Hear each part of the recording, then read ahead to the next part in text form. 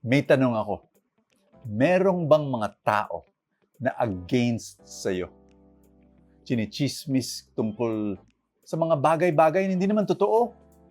They misunderstand you, they misinterpret you. Ay nako, anong dapat mong gawin? Kaibigan, makinig ka sa video na to kasi you will learn 2 important things that you need to do to overcome and have peace maski may mga tao na against sa'yo. Makinig ka, be very blessed.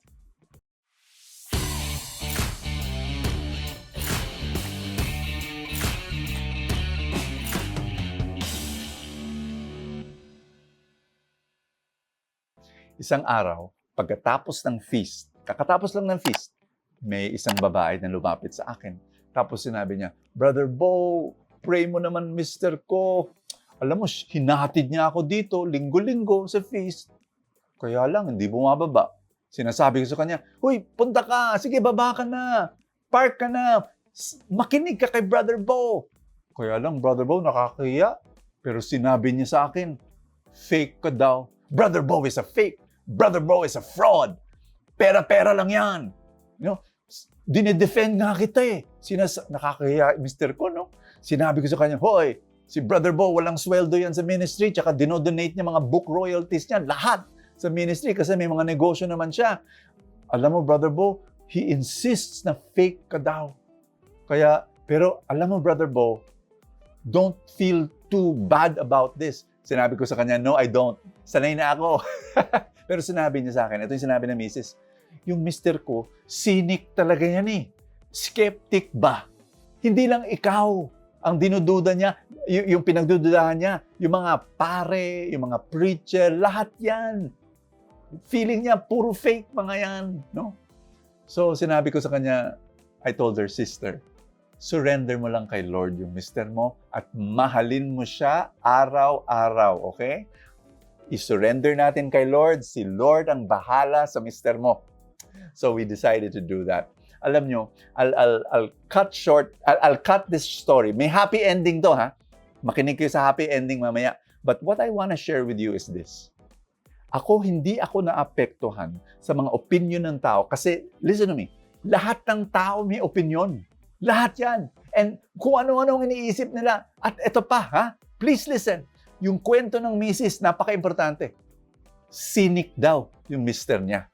Anong ibig sabihin? Lahat daw ng mga religious leaders pinagdududahan. Hindi lang ako. O anong ibig sabihin nun? Dati, sa buhay niya, siguro, nasaktan. Ha? Ng isang authority figure. Hindi ko alam. So, merong emotional baggage siyang dinadala. O, sino ang may problema? Ako o siya? Siya! Kaibigan, yung mga people against you, people who misinterpret you, misunderstand you, chinichismis ka sa iba na hindi naman totoo, pero kung ano-anong kasinungaling, kaibigan, pakinggan mo ako. Baka yung problema hindi talaga ikaw, di ba? May problema sila. So, dapat medyo mas magaan ang pakiramdam mo ngayon. Kasi ang problema hindi ikaw, sila. Kapatid, very, very important. 2 bagay na kailangan mong gawin. Ano yun? When there are people against you, when there are people misunderstanding you, number 1, find out if they are open. Find out kung di ba? Magtatanong yan. Oh, ganyan ba talaga? You know, negative. Tanungin mo sarili mo, are they really, when they ask questions, is it because they want to know you or because they want to condemn you? May ganun eh. Kaibigan, if they're open, hindi okay. Pero if they're closed already about you, walk away na lang. Ang laki-laki ng mundo. Which brings me to number 2. Focus on people who are open to you, who value you, who understand you, who appreciate you. Punta ka doon. You work with them. Ang ikli-ikli ng buhay, ang laki-laki ng mundo, ang dami-daming tao, doon ka pumunta. Happy ending ng kwento. One day, pagkatapos ng feast, dumating yung same woman. Sobrang laki ng ngiti. No? From one ear to another. Tapos sinabi niya sa akin, Brother Bo, husband ko. Kinamayan ko, hi, brother! Tapos sinabi niya sa akin, Brother Bo, I loved your talk. Sinabi ko, talaga? Tapos, so nagpasalamat siya. Tapos tumalikod na siya, paalis na siya. Yung misis nagstay for a while. Tapos binulungan ako, Brother Bo, hindi ko alam ano nangyari. Nagbasa lang ng libro mo.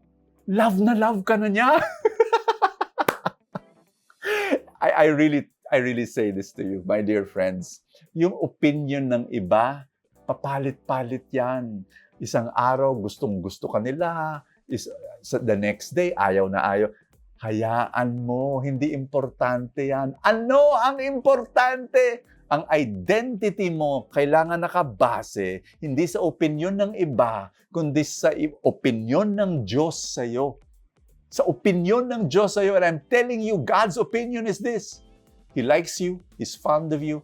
He loves you so much. Binigay niya ang buong buhay niya sa'yo.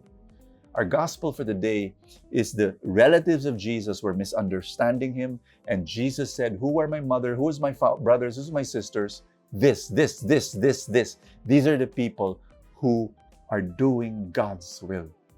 Malaki ang mundo, maikli ang buhay. Go to the people who understand you and appreciate you.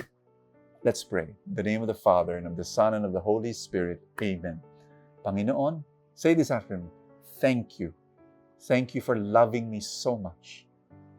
And I thank you that I love myself because you love me. And that I need to love myself the way you love me. And thank you that I will surrender all these people who are misunderstanding me. In Jesus' name, amen and amen. In the name of the Father, and of the Son, and of the Holy Spirit. Amen! Yay! Pakikalat mo at share mo tong video na to sa anyone who you believe needs to hear this message. Comment below. Share me your thoughts. I do read them. God bless you, everybody, and I will see you tomorrow.